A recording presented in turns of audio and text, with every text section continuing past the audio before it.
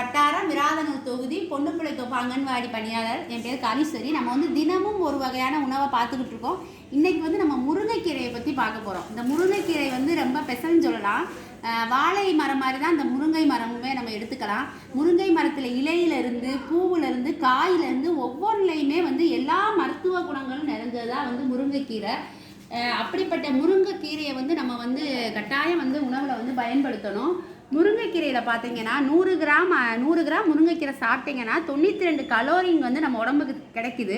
புரதம் வந்து 6.7% இருக்குது. கொழுப்பு வந்து 1.7% இருக்குது. தாது உப்புக்கள் வந்து 2.3% இருக்குது. கார்போஹைட்ரேட் 12.5% இருக்குது. வாரம் 2 முறை இந்த முருங்கைக்கீரையை வந்து நீங்கள் பயன்படுத்தினீங்கன்னா உடல் சூடு தணியும். முக்கியமாக வந்து இதில் இரும்புச்சத்து வந்து அதிகமாக இருக்குது. இரும்புச்சத்து வந்து கம்மியாக இருந்தால் ரத்த சோகை நமக்கு வரும். அப்படி ரத்த சோகையாக இருக்கிற அந்த குழந்தைகளாக இருக்கட்டும், கர்ப்பிணியாக இருக்கட்டும், பால்ட்டு தாயாக இருக்கட்டும், நீங்கள் என்ன பண்ணணும்னா அந்த முருங்கைக்கீரையோட நெய் சேர்த்து வதக்கி சாப்பிட்டீங்கன்னா ரத்த சோகை வந்து சீக்கிரம் வந்து சரியாயிரும். நல்லா வந்து உடல் ஆரோக்கியமாக இருக்கும். இது வந்து ரத்தத்தில் இருக்கக்கூடிய அந்த ஹீமோக்களை வந்து அதிகப்படுத்துகிற தன்மை வந்து முருங்கைக்கீரையில் தான் இருக்குது. இது வந்து பல வகையில் நமக்கு வந்து பயன்படுது. ரத்தத்தை வந்து சுத்தப்படுத்துது.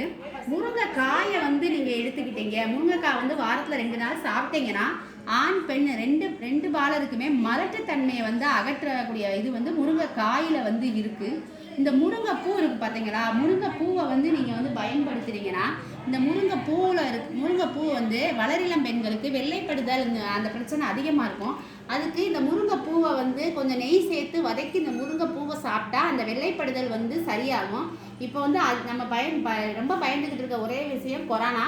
இப்போ இந்த கொரோனா காலகட்டத்தில் வந்து நமக்கு வந்து இம்யூனிட்டி பவர் அதிகமாக வேணும். அப்போ நம்ம உடம்புல வந்து எதிர்ப்பு சக்தி அதிகமாக இருந்தால் மட்டும்தான் கொரோனா வைரஸ் நம்மளை தாக்காமல் இருக்கும். அதுக்கு வந்து மருத்துவர்களே சொல்கிறது தினமும் வந்து முருங்கை சூப் குடிங்க அப்படின்னு தான் சொல்கிறாங்க.